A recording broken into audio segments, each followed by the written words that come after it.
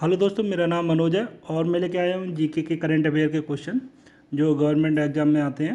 ठीक है, अगर आप मेरे चैनल पर नए हैं तो चैनल को सब्सक्राइब कर लें, तो आपको आने वाली वीडियो मिलती रहेंगी। और मैं जो क्वेश्चन होंगे उसके साथ ही जो इम्पोर्टेंट पॉइंट रहते हैं क्वेश्चन के रिगार्डिंग, एक क्वेश्चन को कितने टाइप से एग्जामिनर पूछ सकता है, तो वो सारा कुछ मैं एक्सप्लेन करूँगा। तो वीडियो को एंड तक बने रहें। ठीक है, चलो स्टार्ट करते हैं अपना। तो जो मैंने पहला क्वेश्चन लिया हुआ है कि भारत का जो पहला राज्य है जो जूता और चमड़ा उत्पाद नीति 2022 लॉन्च की है, वो कौन सा राज्य है। ठीक है, तो मैंने इसमें 4 ऑप्शन लिए हुए हैं। आपका first Tamil Nadu, second Uttar Pradesh, third Paschim Bengal and fourth लिया है मैंने ये गोवा। अगर आपको राइट आंसर पता है तो कमेंट में करें। और इसमें मैक्सिमम जो 40 सेकंड का टाइम मिलता है ये क्वेश्चन को सॉल्व करने के लिए। जिन दोस्त ने एग्ज़ाम दिया है उनको पता होगा बहुत कम टाइम मिलता है, तो उसी स्पीड के साथ करेंगे अपना। ठीक है, और अगर आपको उतने टाइम में अगर आप दे पाते हैं तो आप आंसर दीजिए। अगर आपको लगता है नहीं हो पाए तो आपको अभी प्रैक्टिस की ज़रूरत है, तो वीडियो को बार बार देखें जिससे आपकी प्रैक्टिस बनी रहे जल्दी से। ठीक है, तो इसमें जो राइट आंसर है वो है तमिलनाडु। ठीक है, तमिलनाडु अभी ये पहला राज्य बना है जिन्होंने जूता और चमड़ा उत्पाद की जो 2022 की नीति है उसको लॉन्च किया है।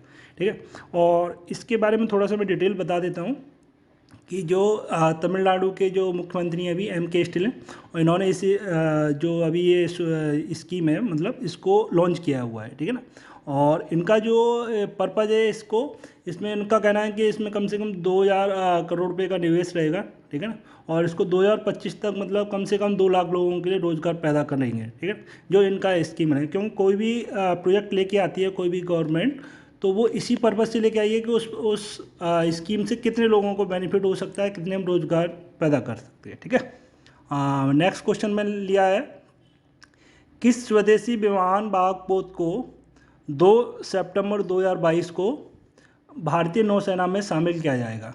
मतलब कि जो अपना स्वदेशी जो इंडिया ने खुद निर्मित किया हुआ है, ठीक है ना, खुद बनाया हुआ है। क्योंकि आज तक अपनी इंडियन गवर्नमेंट जो भी लेके आती थी वो बाहर से ही सारी चीज़ें मतलब अपना खरीदती थी, लेकिन अभी पहली बार मतलब इंडिया ने बनाया। तो इसमें मैंने 4 ऑप्शन लिए हुए हैं, INS Vikramaditya, INS Vikrant, INS Virat और INS सतपुड़ा। अगर राइट आंसर है तो कमेंट में करें। इसका जो राइट आंसर है वो INS ये है। ठीक है, एक ठीक है, INS विक्रांत है इसका राइट आंसर। और इसके कुछ मैंने इम्पोर्टेंट पॉइंट बनाए हुए हैं कि इसके जो विक्रांत इसके रिगार्डिंग क्या क्या इम्पोर्टेंट हैं। तो ये INS विक्रांत क्या है, इसका जो राइट आंसर इसका ये पहले क्या ना किसी दूसरे कंट्री से बाई किया था, लेकिन उसको अब दोबारा से नॉन, और उस समय 1971 में जो जंग हुई थी उस टाइम पे काफ़ी अच्छा इसने रोल निभाया था। ठीक है ना, लेकिन अभी क्या है कि अभी ये इंडिया ने खुद बनाया हुआ है, तो इसको ये स्वदेशी विमान वाहक है। ठीक है, और जब ये इंडियन नेवी में शामिल हो जाएगा तब इसको INS विक्रांत कहेंगे। अभी जो स्वदेशी विमान वाहक 1 बोला गया था इसको, और जब इंडिया नौसेना में शामिल करने की बात हुई तो तब बताया गया कि इसको जब शामिल कर देंगे तो इसका नाम जो INS विक्रांत हो जाएगा। ठीक है ना, और ये जो युद्धपोत है ये काफ़ी बड़ा है और जटिल भी है। ठीक है ना, और ये जो युद्धपोत जो विमान वाहक पोत होते हैं, ठीक है ना, तो इसमें क्या है ना कि ये जो लगेज होता है जो भी आर्मी का जो उस टाइम पे मतलब जो भी अपनी फोर्स फाइट कर रही होती है या फोर्स उस समय स्टे कर रही होती है, तो उनको एक स्थान से दूसरे स्थानों तक ले जाने के लिए यूज़ किया जाता है। ठीक है ना, इसमें एयर बेस भी मौजूद होता है। ठीक है, यहाँ पे इसका जो यूज किया जाता है जैसे हथियार तैनात करने में या फिर कुछ चीज़ें उन चीज़ों को रीस्टेबलाइज करने में ये बहुत उपयोगी साबित होता है। जैसे कभी कोई युद्ध हो रहा है या फिर मतलब कहीं पे ऐसा कुछ घटना हुई, ठीक है, तो वहाँ पे इस चीज़ का नौसेना के बेड़े का बहुत यूज किया जाता है।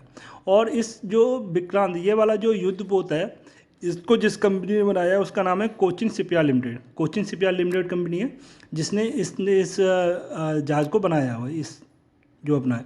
ठीक है, और इसके बाद जैसे ये बन जाए इसके बाद क्या है कि अपनी इंडियन जो अपनी नेवी है, इंडियन भारतीय नौसेना है, इसको काफ़ी इसकी कैपेसिटी भी जो पावर होती है वो भी बढ़ जाएगी काफ़ी।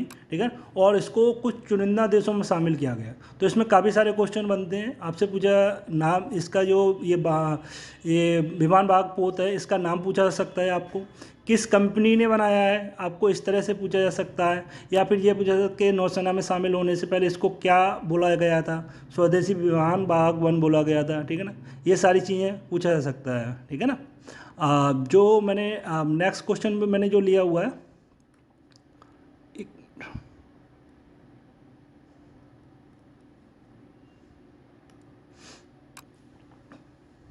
मैंने नेक्स्ट क्वेश्चन लिया है, BWF विश्व चैंपियनशिप 2022 का पुरुष एकल का खिताब किसने जीता है, ठीक है ना।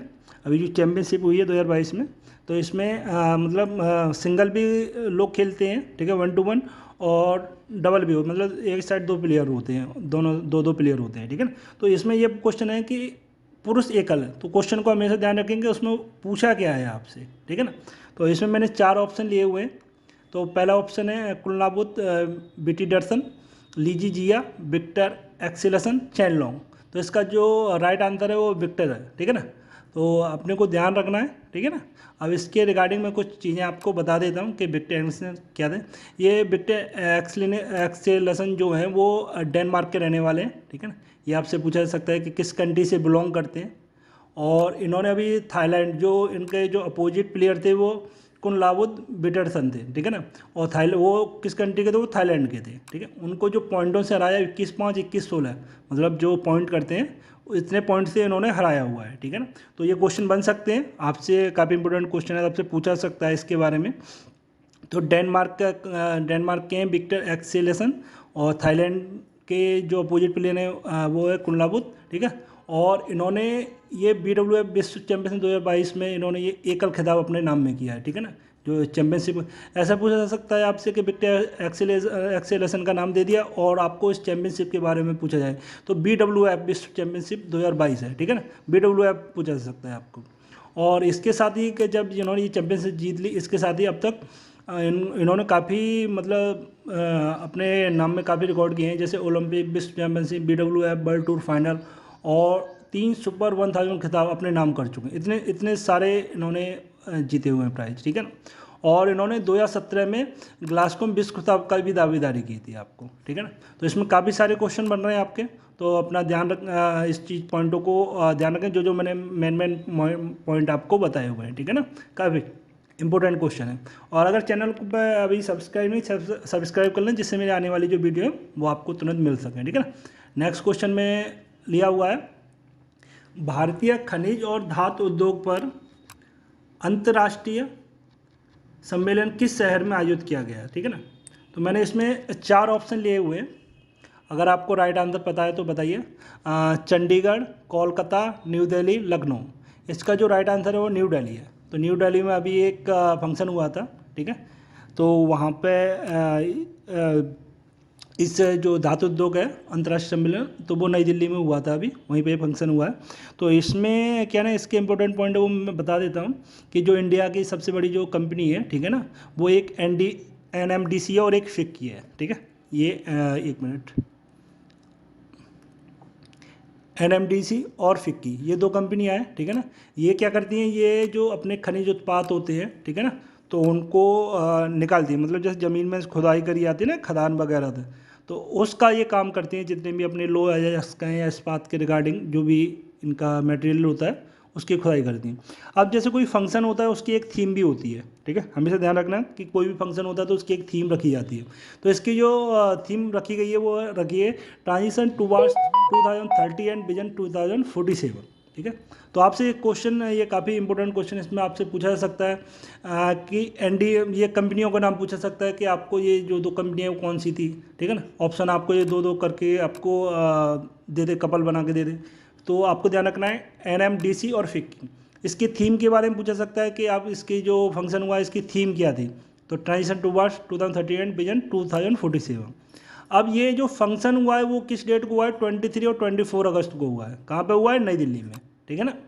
अब इसमें क्या है, इंडिया जो अपने जो खनिजों से संपन्न है, इंडिया को पहले सोने की चिड़िया भी कहते थे, अब तो लुटेरों ने काफ़ी लूट लिया है इसको, ठीक है ना। लेकिन उसके बावजूद इंडिया के पास बहुत सारी चीज़ें प्राकृतिक संपदा हैं, ठीक है। ईंधन, परमाणु, धातु, गैर धातु और लघु खनिजों के साथ साथ ये अभी करंट में 95 खनिजों का उत्पादन करता है। तो इस एक क्वेश्चन से कितने सारे क्वेश्चन बन रहे हैं। तो एग्जामिनर आपसे इस क्वेश्चन के रिगार्डिंग कुछ भी XYZ भी अगर कुछ भी A to Z पॉइंट पूछता है तो आप उसका पूरा आंसर दे सकते हैं, ठीक है ना। अगर आपने मेरे वीडियो पे जब देख रहे हैं तो उसको ध्यान से जो जो मैं पॉइंट बता रहा हूँ वो आप देख रहे हो, किस चीज़ को आपको मतलब छोड़ना नहीं है, जो जो पॉइंट मैं बता रहा हूँ वो सारे पढ़ने हैं, ठीक है ना। अब जो नेक्स्ट क्वेश्चन जो मैंने लिया हुआ है, ठीक है ना, ये विश्व जल सप्ताह 2022 की थीम क्या है, ठीक है ना। जो अपना विश्व जल दिवस सप्ताह बनाया गया है अभी, तो उसकी थीम क्या है, ठीक है। इसमें 4 ऑप्शन दिए हुए हैं मैंने। Seeing the unseen, the value in water, the value of water, the value of water, the value of water. Seeing the unseen, seeing the seen, ठीक है ना। तो इसका जो राइट आंसर है वो ये है, अनदेखी देखना पानी का मूल्य, यानी seeing the unseen, the value of water, ठीक है ना। तो इसके बारे में थोड़ा सी डिटेल आपको बता देता हूँ कि एक्चुअल में क्या है कैसे नहीं। तो ये थीम जो बनाई गई, जैसे मैंने अभी देखो आपको अभी इस लास्ट क्वेश्चन मैंने बोला था कि थीम के बारे में भी आपसे पूछा जा सकता है, ठीक है ना।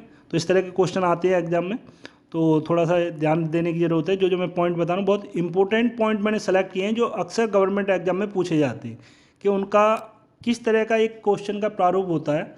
जिन लोगों ने एग्जाम दिए हैं उनको पता होगा, ठीक है। मैंने उनका और सपोर्ट करने के लिए मेन पॉइंट सेलेक्ट किए हुए हैं, ठीक है ना। तो ये एक तरह के एक जल सम्मेलन है, इसको एक सीबी द्वारा होस्ट किया गया है। सीबी का आपको फुल फॉर्म में पूछ सकता है, ठीक है ना। अगर आप जैसे ग्रुप डी के एग्जाम दे रहे हैं तो उसमें नॉर्मल सा आपका फुल फॉर्म पूछा जा सकता है, स्टॉकहोल्म इंटरनेशनल वाटर इंस्टीट्यूट इसका नाम है, ठीक है ना।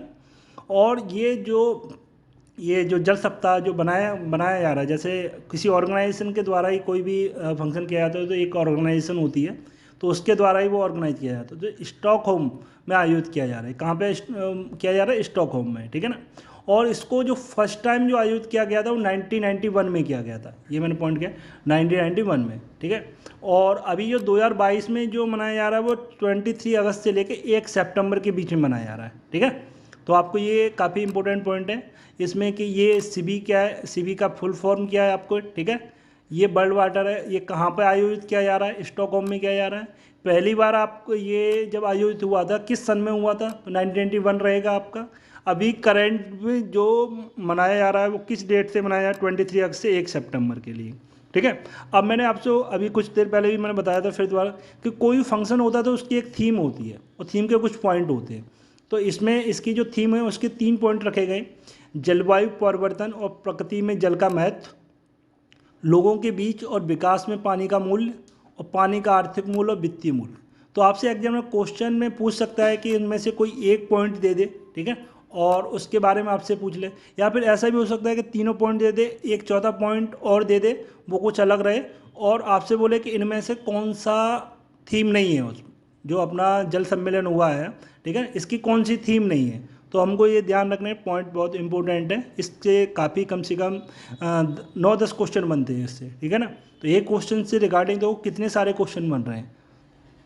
अब ये जो अपना जो जल सम्मेलन, इसका क्या ना कि जल दिवस भी मनाया, जो विश्व जल दिवस मनाया जाता है वो 22 मार्च को मनाया जाता है, ठीक है ना, ध्यान रखना है। ये आपसे क्वेश्चन, ये अगर नॉर्मल सा क्वेश्चन है बट बहुत इंपॉर्टेंट है। जैसे दिवस पूछे जाते हैं कि खेल दिवस कब मनाया गया है, जल दिवस कब है, वृद्ध दिवस कब है, ये ऐसे दिवस पूछे जाते हैं ना। तो ये 22 मार्च को मनाया जाता है, ठीक है ना। इसके रिगार्डिंग ये है कि इस जो 22 मार्च को मनाया जाता है, इस दिन कहना है कि कुछ लोगों को जिन लोगों ने कुछ अच्छा वर्क किया हुआ है इस फील्ड में, तो उनको इस दिन पुरस्कार भी दिया जाता है। इसमें देखा जाता है कि कौन मैक्सिमम किया है। तो अभी जो 2022 में जो पुरस्कार मिला है वो विल्फ्रेड ब्रूटसर्ट है, ठीक है ना, विल्फ्रेड ब्रूटसर्ट, ठीक है। तो ये ध्यान रखना है आप, ये काफ़ी इंपॉर्टेंट पॉइंट है। तो इसमें कम से कम 12 to 13 क्वेश्चन बन गए, ठीक है, सिर्फ एक क्वेश्चन से। तो आपको क्वेश्चन सिर्फ एक तरीके से, एक क्वेश्चन, ये नहीं है कि आपने एक क्वेश्चन पढ़ा तो नहीं एग्जाम में वही आएगा, उस क्वेश्चन को वो ट्रिक तरीके से पूछ सकता है। क्योंकि कई बार आपने देखा होगा कि नहीं मैंने सारा कुछ पढ़ा था लेकिन एग्जाम में जाते मेरे ध्यान से उतर गया, नहीं मेरे को आ रहा था, लेकिन वो इस वजह से होता क्योंकि हम उस क्वेश्चन के रिगार्डिंग जो इंपॉर्टेंट पॉइंट थे वो स्टडी नहीं किए प्रॉपर तरीके से, ठीक है ना। तो उस केस में फिर ये दिक्कत होती है आपको। तो जो मैंने वीडियो बनाई है और जो मैं आने वाले टाइम में वीडियो लेके आऊँगा, तो मैं इसी तरह से लेके आऊँगा जिसमें पूरी सारी चीज़ें कवर कर चुकी। अगर आप उस क्वेश्चन को पढ़ रहे हो तो उस क्वेश्चन से रिगार्डिंग कैसा भी किसी भी तरह का पॉइंट आ जाए तो उसको आप आंसर कर सको, ठीक है। जो नेक्स्ट क्वेश्चन में मैं लेके आ जाऊँ, नेक्स्ट क्वेश्चन मैंने लिया हुआ है कि स्टार स्टेटेड इवेंट में मिस दिवा यूनिवर्स 2022 कौन बनी हुई है। अभी जो ये मिस जो ब्यूटिशियन का जो होता है कि यूनिवर्स टाइप में, ठीक है ना। तो अभी फंक्शन हुआ था, इसमें 4 ऑप्शन मैंने लिए हुए हैं, तमन्ना, हरनाज संधू, नीतू कपूर और दीप्ता राय, ठीक है ना। अगर आपको राइट आंसर पता है तो आप बताइए। इसका जो राइट आंसर है वो दीप्ता राय है, ठीक है ना, अभी करंट में। और जो अभी मिस यूनिवर्स है वो आप जो मतलब बर्ड जो बोलते हैं जिनको, वो हरनाज संधू है, ठीक है। तो ये पॉइंट याद रखने मैंने इसमें ऐड किए हुए हैं, जिससे कि आपको एक क्वेश्चन के साथ साथ आपको 2-3 क्वेश्चन का बेनिफिट ऑटोमेटिकली हो जाए। जब आप एक क्वेश्चन को पढ़ते हो तो उसके साथ साथ क्या चीज़ें आपको हेल्प कर सकती है, तो इनके बारे में थोड़ा सा बता सकता हूँ कि जो दीप्ता राय जी हैं वो कहाँ की। हाँ, तो दीप्ता राय जी जो मेरा राइट आंसर आपको बताया, इनके बारे में मैंने कुछ इंपॉर्टेंट पॉइंट बनाए। ये मुंबई की रहने वाली हैं और इनका जो जन्म हुआ है मैंगलोर हुआ है। तो आपको क्वेश्चन इनके बर्थ प्लेस के बारे में भी पूछा जा सकता है, ठीक है। और जो अभी ये फंक्शन हुआ है जो स्टार स्टेटेड, वो 28 अगस्त को हुआ है, ठीक है। और यहाँ पे जो मिस दिवा यूनिवर्स जो बनी है ये दीप्ता राय जी, जो मैंने अभी आंसर आपको बताया है, ठीक है ना। तो इसमें 2-3 क्वेश्चन तो आपको यही बन जाते हैं कि आपको, या जो मैंने अभी क्वेश्चन आया है कि सिर्फ इसका नाम दे दे आपको और उसका कौन पार्टिसिपेट विनर हुआ है उसका नाम पूछ लें। दूसरा आपसे यहाँ ये हो सकता है कि इनका नाम दे दे कि दीप्ता राय जी ने अभी जो आपका जो इवेंट हुआ है तो वो इवेंट का नाम पूछ लो, तो स्टार स्टेटेड इवेंट है, ठीक है ना, मिस दिवा यूनिवर्स इसके बारे में। अच्छा, और इनको जो अभी 2021 की जो मैंने आपको बताया कि अभी जो पिछली मिस यूनिवर्स, अभी जो करंट मिस यूनिवर्स 2021 है वो हरनाज संधू हैं, ठीक है ना। और उन्होंने अभी इनको जो उस टाइम पे जैसे आपने देखा होगा कभी फंक्शन वगैरह, तो उसमें एक तरह का मुकुट पहनाते हैं, तो इन्होंने उनको ताज पहनाया है। मुकुट, ताज, कुछ भी कह सकते हैं, हर लैंग्वेज में अलग अलग होता है, ठीक है ना। और अभी जो 71वें मिस यूनिवर्स 2022 में, ठीक है, ये जो अपनी दीप्ता भारत हैं, ये भारत दीप्ता जी हैं, दीप्ता राय, ये भारत का प्रतिनिधित्व करेंगे, भारत को रिप्रेजेंट करेंगी, जो अभी ऑल वर्ल्ड लेवल पे जो होगा, ठीक है ना। वर्ल्ड लेवल पे कौन सा हो रहा है, 71, 71वां, ठीक है। तो आपसे ये भी पूछ सकता है कि अभी जो मिस यूनिवर्स जो होगा अभी जो वर्ल्ड लेवल का, वो कौन से नंबर का होगा, तो कौन सा होगा, 71वां। तो ये ध्यान रखना, इनकी एज जो 23 है, ठीक है ना।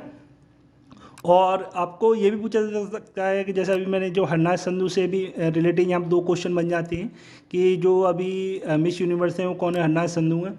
और मतलब जो अगली मिस यूनिवर्स होंगी तो उनको जो मुकुट जो उनको ताज पहनाया जाता है, मुकुट जो पहना था वो कौन पहना था, तो जो करंट में मिस यूनिवर्स होता है वो उनको पहना था, तो मिस करंट में कौन है, हरनाज संधू। तो इसमें काफ़ी सारे 6-7 क्वेश्चन आपके बन जाते हैं। तो जब कोई मतलब एक फेमस कोई सेलिब्रिटी होती हैं तो उनके बारे में उनकी डिटेल पूछी जा सकती है, उनके बर्थ प्लेस पूछा जा सकता है, या किस फंक्शन में या किस इवेंट में वो पार्टिसिपेट करके विनर हो रही हैं उसके बारे में पूछा जा सकता है आपको, ठीक है ना। और उस जो करंट विनर होता है और उससे पहले का जो विनर होता है उसके बारे में भी डिटेल पूछी जा सकती हैं। तो मैंने ये सारी चीज़ें इसमें कलेक्ट की हुई हैं कि जो पहले थे हरनाज संधू थी, ठीक है ना। अब ये सारी चीज़ें आपको याद रखनी। नेक्स्ट पॉइंट मैंने लिया हुआ है कि जो नेक्स्ट क्वेश्चन है मेरा कि राष्ट्रीय खेल दिवस अगस्त में किस दिन मनाया जाता है, ठीक है। इसमें 4 ऑप्शन मैंने लिए हुए। अगर राइट आंसर आपको पता है तो मेरे को बताइएगा कमेंट में करके। 21 अगस्त, 29 अगस्त, 12 अगस्त, 30 अगस्त। तो इसका जो राइट आंसर है वो 29 अगस्त है। और इसके बारे में एक चीज़ बता दूं कि ये 29 अगस्त को क्यों, 29 अगस्त को ही क्यों मनाया जाता है, क्योंकि इस दिन जो मेजर ध्यानचंद थे, अगर आपको याद होगा, क्योंकि हॉकी का जादूगर इनको बोला जाता है, क्योंकि इनके जैसा हॉकी आज तक किसी ने नहीं खेली थी, ठीक है ना। और आपको ये भी पता होगा कि जो हॉकी है वो इंडिया का राष्ट्रीय खेल है। यहाँ पे देखो 2 क्वेश्चन आपके बनते हैं अगर आप वीडियो को ध्यान से देख रहे हैं काफ़ी, ठीक है ना। तो यहाँ पे ये हॉकी का जादूगर भी इनको बोला जाता है, और जो मेजर ध्यानचंद हैं, ठीक है ना, उनका जो डेट ऑफ बर्थ है 29 अगस्त 1905, ठीक है। इसी दिन ये राष्ट्रीय खेल दिवस मनाया जाता है। तो इस चीज़ का आपको ध्यान रखना है। देखो यहाँ पे 2 क्वेश्चन बन रहे हैं, एक तो आपसे खेल दिवस के बारे में पूछ ले, दूसरा मेजर ध्यानचंद के डेट ऑफ बर्थ के बारे में पूछ सकता है कि उनका जन्म दिवस कब है, ठीक है, क्योंकि दोनों क्वेश्चन ही एक दूसरे से रिलेटिव है। तो हम दोनों ये चीज़ें अपने को ध्यान रखना है आपको, ठीक है ना। और मेजर ध्यानचंद के बारे में थोड़ी सी चीज़ें आपको बता दूं कि जब अपना इंडिया मतलब फ्री नहीं हुआ था, ये उस टाइम पे की पहले की बात है, तो 1928, 1932 और 1936, ठीक है, 3 टाइम इन्होंने जो ओलंपिक हुआ था उसमें गोल्ड मेडल इनकी टीम ने जीता था, ठीक है, कंटिन्यूस।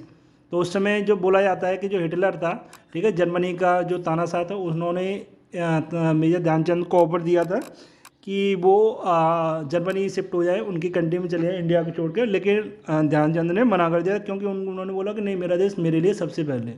क्योंकि उस टाइम में क्या था कि इंडियन टीम की जो सिचुएशन थी, ठीक है, क्योंकि अंग्रेज़ों का शासन था उस टाइम पे, तो इंडिया की जो सिचुएशन थी, इंडिया को बहुत ही मतलब इंडियन लोगों को बहुत ही हीन भावना से देखा जाता था। तो जब परफॉर्मेंस तो इनका अच्छा था, लेकिन इनको सुख सुविधाएं नहीं उस टाइप से दी गई थी, ठीक है ना।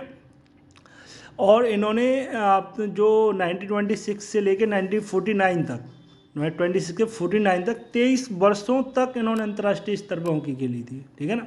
और अपने कैरियर में जो 185 मैच खेले, जिसमें 570 गोल किए थे, ठीक है। इसीलिए 29 अगस्त को इनकी जन्म दिवस जो जयंती रहती है इनकी, उसी को उपलक्ष्य में इसको मनाया जाता है, ठीक है, उसी दिन इसको रखा गया है। और इसी दिन आपको, जैसे आपने रत्न के बारे में, किसी को अर्जुन मिला, अर्जुन पुरस्कार मिला है, किसी को द्रोणाचार्य मिला है, किसी को खेल राजीव गांधी खेल रत्न दिया गया है, तो वो जो पुरस्कार दिए जाते हैं वो खेल दिवस वाले दिन नहीं दिया जाते, यानी 29 अगस्त को ही दिए जाते हैं। तो इसमें तो काफ़ी सारे पॉइंट बन रहे हैं, आपसे एग्जाम में कुछ भी पूछ सकता है। इसमें आपको पूछ सकता है कि डेट, ये 1-2 पुरस्कार के नाम दे दिए और पूछा कि ये किस डेट को दिए जाते हैं, ठीक है, या फिर 29 अगस्त दे दिया और पूछ लिया कि ये किस का, अभी किस फेमस खिलाड़ी का, या ये जो जादूगर हैं हॉकी के जादूगर, किसको बोला जाता है। या फिर ये 3 डेट दे दी, 1928, 1932, 1936, और कुछ एक अदर डेट दे दी, और पूछी कि ये कौन सी ईयर है जिसमें इंडिया ने मतलब ओलंपिक में गोल्ड मेडल नहीं जीता है। तो क्वेश्चन को वो किसी भी तरह से पूछ सकता है आपसे। तो अपने को क्या ना, क्वेश्चन का पूरा कॉन्सेप्ट समझ में आना चाहिए, कॉन्सेप्ट से क्वेश्चन के रिगार्डिंग सारी इंपॉर्टेंट चीज़ें आपको सीखनी है, ठीक है ना। और नेक्स्ट क्वेश्चन मैं लेता हूँ, एक मिनट।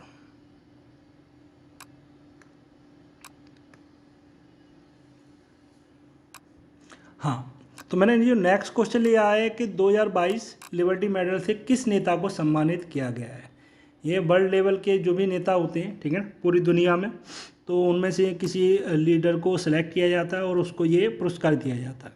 तो अभी मैंने यहाँ 4 ऑप्शन लिए हुए हैं, 4 ऑप्शन के मैंने ये, इनमें जो ऑप्शन लिए हैं वो भी एक मैंने थोड़ा एक पॉइंट बना के लिए, वो मैं आपको भी थोड़ा डिटेल में ब्रीफ करूँगा क्यों लिया, ठीक है। तो इसमें 4 option, Justin Trudeau, Vladimir Putin, Narendra Modi और वोलोडिमिर जेलेंस्की, ठीक है। तो देखो यहाँ पे जो ग्रुप डी में जो सिंपल क्वेश्चन पूछे जाते हैं वो भी यहाँ क्वेश्चन बनते हैं। जैसे अभी जस्टिन ट्रूडो है, ठीक है, तो जस्टिन, ये राइट आंसर नहीं है, ठीक है, राइट आंसर आपको बताना है, नहीं मैं अभी आपको बताऊंगा। जस्टिन ट्रूडो ये कनाडा के प्राइम मिनिस्टर है, ठीक है ना। ये आपका 1 नंबर का क्वेश्चन बन गया। आपको डायरेक्ट, जैसे क्वेश्चन जिन्होंने ग्रुप डी के एग्जाम दिए उनको पता होगा, डायरेक्ट क्वेश्चन पूछे जाते हैं उसमें। व्लादिमीर पुतिन जो हैं वो रशिया के राष्ट्रपति हैं। नरेंद्र मोदी जी का तो आपको पता ही है कि ये अपने भारत के, ठीक है, प्राइम मिनिस्टर हैं। और ये व्लादिमीर जेलेंस्की ये यूक्रेन के, ठीक है ना। तो ये 4 पॉइंट बनते हैं, डायरेक्ट आपको से कोई भी पूछा जा सकता है। हाँ, और अब इस क्वेश्चन का मैं आंसर देता हूँ कि 2022 में लिबर्टी मेडल से किसने, तो इसमें जो व्लादिमीर जेलेंस्की हैं इनको ये अभी मेडल दिया गया है, ठीक है ना। तो क्योंकि ये अभी रसिया और यूक्रेन में फाइट हो रही है, और रसिया की तरफ काफ़ी कम कंट्री हैं, और क्योंकि जो नाटो है उसमें कंट्री ज़्यादा है, ठीक है, क्योंकि आज की डेट में जो इकोनॉमिकल देखा जाए तो वो अमेरिका की सबसे ज़्यादा, अमेरिका ही इन नाटो का ग्रुप का लीडर है, ठीक है। और नाटो ने इसको, जो यूक्रेन को फुल सपोर्ट किया हुआ है, वो नाटो अपना विस्तार करने के लिए, ठीक है ना। तो इसलिए जो ये जो मेडल वगैरह या जो भी अंतर्राष्ट्रीय लेवल पे होता है, वो जो नाटो के ही ज़्यादातर जो मेंबर हैं, जो स्कीम है नाटो के ही हर जगह, मतलब अच्छे अच्छे प्रमुख पदों पे नाटो के ही मेंबर बैठे हुए हैं। तो वो लोग ही डिसाइड करते हैं कि किसको दिया जाए किसको नहीं दिया जाए, ठीक है ना। अब जो मैंने नेक्स्ट क्वेश्चन, इसमें काफ़ी इंपॉर्टेंट 4-5 नंबर का क्वेश्चन बनता है ये, ठीक है, अलग अलग एग्जाम के हिसाब से। अगर आप नॉर्मल जैसे आपका आरपीएफ वगैरह के एग्जाम होते हैं तो उस 1 नंबर का क्वेश्चन आएगा। तो उसमें सिर्फ आपको पूछा सकता है कि ये पर्सन जो है वो किस देश के राष्ट्रपति हैं या किस देश के प्रधानमंत्री हैं, इस तरह से क्वेश्चन पूछा जा सकता है। या फिर आपको कंट्री का नाम दे दे और आपको नाम बता, कंट्री का नाम दे दे और राष्ट्रपति या प्रधानमंत्री का नाम बताना पड़े, ठीक है। अब मैंने जो नेक्स्ट क्वेश्चन लिया हुआ है कि किस देश ने एक स्मारक डाक टिकट भारत के साथ राजनयिक संबंधों के 75 वर्ष पूरे होने के उपलक्ष्य में जारी किया है, सेलिब्रेट किया है, ठीक है ना। तो इसमें मैंने 4 ऑप्शन लिए हैं, मिस्र, Japan, Italy, Iraq. Right answer पता है तो आप बताइए। इसका जो राइट आंसर है वो इजिप्ट है, मिस्र, ठीक है। और इसके बारे में भी एक थोड़ी सी इन्फॉर्मेशन दे देता हूँ कि एक्चुअली में मिस्र ने क्यों किया है। मिस्र के साथ हमारे इंडिया के काफ़ी पुराने संबंध हैं, ठीक है ना। और तो वहाँ के जो डाक विभाग होता है, जो पोस्ट कहते हैं, ठीक है ना, तो उसने अपने इन संबंधों का 75 ईयर्स सेलिब्रेट होने करने के लिए एक डाक टिकट जारी किया है, ठीक है ना। किसने किया है? मिस्र ने किया है, ठीक है। और मिस्र की एक ये जैसे अपना जो कंट्री जो अंग्रेज़ों के साथ जो डील मतलब अंग्रेज़ों को जब यहाँ से भारत से दूर किया गया था, भारत को छोड़ने को मजबूर किया गया था, अपने इंडिया को स्वतंत्रता हासिल हुई थी, वो 15 अगस्त को हुई थी, ठीक है ना, 15 अगस्त को। तो उसके 3 दिन बाद ही, उसके 3 दिन बाद यानी 18 अगस्त को मिस्र आज़ाद हुआ था, ठीक है ना। तो इसमें जब आप थोड़े डिटेल में आपसे अगर क्वेश्चन पूछा जा सकता है, मान लो कोई एग्जाम है वो उसमें थोड़ा सा एग्जामिनर थोड़ा डिटेल में पूछ सकता है, तो वो इस तरह के क्वेश्चन पूछेगा, ठीक है। तो इसमें 18 अगस्त का आपका राइट आंसर है, ठीक है। और जो भारत और मिस्र के बीच में मतलब एक दूसरे मतलब जो द्विपक्षीय संबंध काफ़ी मजबूत रहे, ठीक है, व्यापारिक वगैरह संबंध काफ़ी अच्छे रहे। और यहाँ पे एक तरह का देखो एक इम्पोर्टेंट क्वेश्चन यही बनता है, इसमें मैंने एक ऑप्शन लिया हुआ है कि नील नदी और सिंधु, जो मिस्र है वो नील नदी के पास में है और जो इंडिया है वो सिंधु नदी के, ठीक है। तो ये दोनों जो सभ्यताएं, ये मिस्र की सभ्यता एक अलग है और इंडिया की जो अपनी सभ्यता है वो एक अलग है, ठीक है। दोनों का एक अलग अलग द्वीप पड़ जाता है, ठीक है। तो दोनों सभ्यताओं के संबंध में कोई बहुत मजबूत बोला जाता है कि दोनों सभ्यताएं अलग अलग हैं, तो उनको एक दूसरे के साथ कल्चर को मेल करने की वजह से भी हमारे जो संबंध हुए वो काफ़ी मजबूत हुए हैं। तो इसमें 2-3 क्वेश्चन इस तरह से बन सकते हैं कि आपको जैसे मैंने बोला कि कंट्री का नाम आपसे पूछ ले, ठीक है, या फिर आपसे डायरेक्ट पूछ ले कि अभी 2 कंट्री हैं, ठीक है, उन्होंने राजनयिक संबंधों का जो डाक टिकट बनाया है, जैसे इंडिया और मिस्र का नाम दे दे और पूछ ले कौन से साल को सेलिब्रेट करने के लिए, तो 75 ईयर 75वें साल को सेलिब्रेट करने के लिए। या फिर आपको मिस्र का स्वतंत्रता जो उनका दिवस है उसके बारे में पूछ ले कि कब स्वतंत्र हुआ, ठीक है। और ये पूछ ले कि जो प्राचीन सभ्यताओं के नाम, जो प्राचीन सभ्यताएं उनमें कौन कौन सी कंट्री है, मतलब जैसे भारत और मिस्र दे दिया या कनाडा या यूके और रसिया दे दिया, मतलब ऐसे 2-2 के कपल दे दिए, तो उसमें से आपको राइट आंसर पूछा जा सकता है, ठीक है। या फिर 2 कंट्री दे दी, जैसे आपको भारत और मिस्र दे दिया और आपसे 2 जैसे नील नदी दे दी, सिंधु नदी दे दी या यमुना का नाम दे दिया, किसी अदर कंट्री की नदी का नाम दे दिया, तो इस तरह से भी आपको क्वेश्चन पूछा जा सकता है। तो आपको ये करेक्ट चीज़ें याद रखनी है, नील नदी और सिंधु नदी। और करेक्ट चीज़ें आपको मैं अपनी हर वीडियो में बताता हूँ, ठीक है। अगर आपने मेरी पहले की वीडियो नहीं देखी है तो आप मेरे चैनल पर जाके प्लेलिस्ट में देख सकते हैं, ठीक है। मैं धीरे धीरे करके आपको जो इम्पोर्टेंट क्वेश्चन होते हैं वो मैं लेके आ रहा हूँ। तो इसमें नील नदी और सिंधु, तो इसमें क्या है ना कि आप जब भी मल्टीपल चॉइस क्वेश्चन जैसे जो 1-1 नंबर 2-2 नंबर जो बहुत ही एग्जाम में जो आपका स्कोर करने के लिए बहुत इंपॉर्टेंट पॉइंट रहते हैं, तो वो किस तरह से मतलब पढ़े जाते हैं, तो उसके बारे में, क्योंकि आप जैसे आज आपने कोई चीज़ पढ़ी तो उसको आपको तीसरे या चौथे दिन फिर दोबारा से रिवाइज करना है, उसके बाद फिर अगले हफ्ते फिर रिवाइज करना है। जब आप इस चीज़ को थोड़ा सा रिवाइज करो तो वो आपके माइंड में एक टाइम में फिट होकर बैठ जाएगी। और आपने आज कोई चीज़ पढ़ ली और उसको 2 महीने या 4 महीने बाद देख रहे हो तो फिर वो आपको माइंड से बिल्कुल ही डिलीट हो जाएगी, फिर आपको दोबारा से सब उतना ही टाइम भी देना पड़ेगा, ठीक है। क्योंकि आज जो चीज़ आप 1 घंटे में सीख रहे हो वही चीज़ आप तीसरे या चौथे दिन अगर वही चीज़ आप स्टडी करते हो तो आपको 30 मिनट या 25 मिनट लगे, ऐसे धीरे धीरे करके वो आपके माइंड में सेट होता जाता है, ठीक है। अब जो नेक्स्ट क्वेश्चन मैंने लिया हुआ है ये क्वेश्चन अपने यूपी से है, ठीक है। मैंने आपका आंसर सॉरी पहले ही बता दिया, काफ़ी अच्छा क्वेश्चन था क्योंकि मैं भी यूपी का ही रहने वाला हूँ। तो देश की पहली एजुकेशन टाउनशिप किस राज्य में बनाई जाएगी? तो 4 ऑप्शन है, मैंने बता ही दिया आपको कि ये यूपी, और यूपी में अभी योगी आदित्यनाथ जी की सरकार है, वो यहाँ के चीफ मिनिस्टर हैं। तो अभी एजुकेशन को लेके उन्होंने काफ़ी अच्छी पॉलिसी एक बनाई है, ठीक है। तो उसके बारे में आपको बताने जा रहा हूँ कि जो अभी उत्तर प्रदेश में एक एजुकेशन टाउनशिप बनाई जाएगी। इस एजुकेशन टाउनशिप की जो थीम रहेगी, यानी कि जो कॉन्सेप्ट लिया गया है, जैसे उत्तर प्रदेश में जो एजुकेशन, उसका जो कॉन्सेप्ट लिया गया है वो अमेरिका से लिया गया, कि अमेरिका में जो एजुकेशन की जो फैसिलिटी दी जा रही है, या वहाँ पे जो कॉन्सेप्ट है एजुकेशन का, वहाँ पे किस तरह से पढ़ाया जाता है, ठीक है ना। तो वहाँ पर किस तरह पढ़ाया जाता है, उसकी तर्ज पे ये अमेरिका की कॉन्सेप्ट पे रहेगी। और ये देश की पहली, मैंने जो क्वेश्चन में लिखा हुआ है आपने पढ़ा होगा कि पहली, देश की पहली टाउनशिप, ठीक है। तो ये अपने इंडिया की पहली ऐसी टाउनशिप है यूपी में बनाई जा रही है, जहाँ पे एक ही जगह पर छात्रों को विभिन्न प्रकार की सुविधाएं, शिक्षाएं दी जाएंगी। उनको कौशल भी, मतलब जैसे उनको, जैसे आपको मान लो बीटेक, आप किसी कॉलेज से बीटेक कर रहे हो, ठीक है, पर वहाँ थ्योरेटिकल आपको सिखा दिया, आपने 4 साल का कोर्स किया, आप किसी कंपनी में गए, लेकिन आपके पास कोई भी टेक्निकल चीज़ नहीं है, मतलब टेक्निकल चीज़ मतलब प्रैक्टिकल नॉलेज नहीं है, ठीक है ना। तो आपको वहाँ पे कोई भी कंपनी जॉब नहीं देती है, फिर वो आपको ट्रेनिंग कराती है उसके लिए, और कई कंपनियाँ होती हैं वो ट्रेनिंग का पैसा भी लेती हैं, ठीक है। या फिर वो आपसे कहती नहीं कहीं से कोर्स को, इसलिए आप छोटे छोटे जो कंसल्टेंसी, जो ट्रेनिंग सेंटर होते हैं वहाँ जाते हैं, आप 3 महीने, 6 महीने, 7 महीने, 1 साल का कोर्स करते हैं, तब जाके आप दोबारा।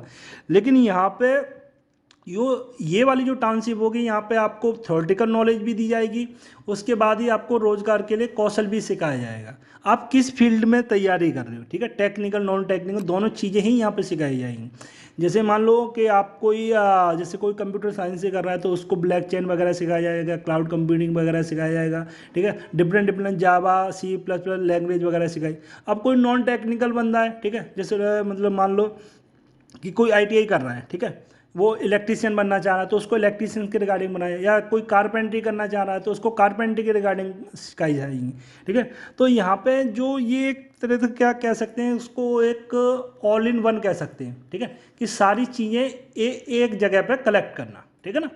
तो और ऐसे ही, मतलब जैसे अब जो आप, जैसे मैं आपको तैयारी, अब आप देखते हैं कि गांव लेवल पे लोगों के पास इतना पैसा नहीं होता कि वो ट्यूशन फीस दे सकें, ठीक है। ट्यूशन के लाख लाख रुपए, मतलब 2-2 महीने, 3-3, जो अच्छे, मतलब काफ़ी बड़े जो शहरों में, मतलब जो कोचिंग सेंटर होते हैं, काफ़ी फीस मतलब वो चार्ज करते हैं, वो कुछ लोगों पे नहीं। तो इसीलिए ये जो मैं ये चैनल लेके आया हूँ, वो भी एक इसी पर्पज़ से लेके आया हूँ कि जिससे कि मेरे भाई गांव क्षेत्र से हैं, जहाँ पे ये सुविधाएं नहीं मिल पाई हैं, ठीक है ना, या वो उस कंडीशन में कि वो वहाँ नहीं जा सकते, पे नहीं कर सकते, तो यहाँ पे वो उस चीज़ को सीख सकें और अपने जो भी एग्ज़ाम है उनको क्वालिफाई कर सकें, ठीक है। और इसमें ऐसी जो अभी ये पहली टाउनशिप बन रही, ऐसी मतलब 5 टाउनशिप मतलब इन्होंने बनाने का अपना जो लक्ष्य रखा हुआ है, ठीक है ना। और यहाँ पे एक चीज़ ये भी है कि इनको सबसे ज़्यादा जो एजुकेशन में बोला जाता है वो महंगाई का, ठीक है ना। एजुकेशन और मेडिकल 2 चीज़ इंडिया में काफ़ी महंगी है, ठीक है। तो यहाँ पे इस चीज़ का इन्होंने बोला गया है कि इनको सस्ती और अच्छी शिक्षा दी जाएगी, ठीक है, जिसके बाद पढ़ाई के बाद इनको नौकरी या स्वरोजगार मिल सके। जब आप थ्योरेटिकल भी आपको आता है, प्रैक्टिकल भी आपको आता है, कंपनी में क्या काम करना है, ठीक है, या किस जगह क्या काम करना है, या आप चाहते हो कि अपना कुछ स्टार्टअप ओपन करना, वो भी कर सकते हो जब आप उस चीज़ के लिए एकदम तैयार रेडी रहोगे तो, ठीक है। तो ये सारी काफ़ी सारी चीज़ें हैं। अगर आप यूपी का कोई एग्ज़ाम देने जा रहे हो, यूपी सरकार का, गवर्नमेंट का, तो आप इन पॉइंट हो, ये बहुत इंपॉर्टेंट क्वेश्चन है, ठीक है ना, काफ़ी हाईलाइट रहा है इस चीज़ का। तो इस चीज़ को सारे पॉइंट ध्यान रखना, क्योंकि ये नहीं होना चाहिए कि आपने एक क्वेश्चन पढ़ लिया और फिर उसके बाद एग्जाम में गए फिर आप भूल गए, तो वो चीज़ नहीं होनी चाहिए, ठीक है ना। अब जो मैंने नेक्स्ट क्वेश्चन लिया हुआ है कि हमारे जो प्रधानमंत्री, भारत देश के जो प्रधानमंत्री हैं, ठीक है, कि किस शहर में खादी उत्सव को संबोधित किया है इन्होंने, खादी उत्सव, ठीक है। आपको ये पता ही है कि खादी का जो ज़्यादातर जो अपने उसमें हाईलाइट जब हुई थी खादी, वो महात्मा गांधी के टाइम हुई थी। महात्मा गांधी ने इस चीज़ का काफ़ी प्रचार किया था। वो ज़्यादातर जो वस्त्र पहनते थे, जो कपड़े पहनते थे, वो खादी का ही पहनते थे, ठीक है ना। और जब अंग्रेज़ों के खिलाफ़ कोई चीज़ की जाती थी तो उसमें अंग्रेज़ों के जो प्रोडक्ट होते थे उसका बहिष्कार किया जाता था, स्वदेशी का। तो उस टाइम से ही काफ़ी मतलब हाईलाइटेड है। और अभी बीच में कोई जो जैसे मतलब फैशन का ज़माना है तो लोगों ने खादी पहनना बहुत कम कर दिया है, ठीक है। तो इस चीज़ को हाईलाइट करने के लिए अभी मोदी जी ने काफ़ी स्कीमें चलाई हैं और अभी इन्होंने सब भी बोला भी, इनके बारे में काफ़ी अपने पॉइंट ऑफ व्यू रखे, ठीक है ना। तो अभी ये किस स्टेट मतलब किस शहर में हुआ है, ठीक है, किस स्टेट, तो गुजरात का जो शहर है अहमदाबाद, यहाँ पे हुआ है। 4 ऑप्शन थे मैंने, तो अहमदाबाद इसका राइट आंसर है, ठीक है ना। तो यहाँ पे इन्होंने कुछ पॉइंट बोले थे। तो जो अहमदाबाद में साबरमती रिवर फ्रंट करके जगह है, ठीक है। तो अभी आपसे क्वेश्चन को इस तरह भी पूछ सकता है कि जो खादी उत्सव था जो वहाँ मोदी ने किस जगह पे किया, तो साबरमती रिवर फ्रंट के बारे में भी पूछ सकता है। या फिर मतलब आपको कुछ पॉइंट दे दिए उसने 1 2 3 और 4 करके, और उसमें लोकल से ग्लोबल करके, तो इसमें पूछ सकता है कि इसमें जो आपने ऑप्शन दिया है कि जो लोकल से ग्लोबल दे दिया, या कुछ एक और स्टेटमेंट दे दिया, फिर दूसरा दे दिया, फिर तीसरा, फिर मैंने पूछ लिया कि अभी जो मोदी जी ने जो बोला हुआ है तो उसका जो हाईलाइट पॉइंट है वो क्या था, ठीक है। ये इस तरह के जो डीपली क्वेश्चन होते हैं वो जब आप बी ग्रुप या फिर ए ग्रुप की तैयारी कर रहे होते हो, ठीक है ना, जैसे कोस्ट गार्ड वगैरह में जो आपकी ऑफिसर लाइन की होती हैं, या फिर आपकी जैसे रेलवे में आप इंजीनियर के लिए वगैरह के लिए अप्लाई कर रहे हो, ठीक है, जो टेक्निकल और मतलब थोड़ी ऑफिसर टाइप की जो जॉब होती हैं उनके लिए ये थोड़ा डीपली क्वेश्चन पूछे जाते हैं। तो अगर आप इस टाइप की कोई तैयारी कर रहे हो तो ये चीज़ें ध्यान रखना, ठीक है ना। तो थैंक यू गाइस, मैंने इतने क्वेश्चन किए हैं। अगर आपके कितने राइट आंसर हुए और टाइम में चीटिंग नहीं करने की, कितने टाइम में आपने ये आंसर दिए, तो वो मेरे को ज़रूर बताएं, ठीक है ना। Thank you guys.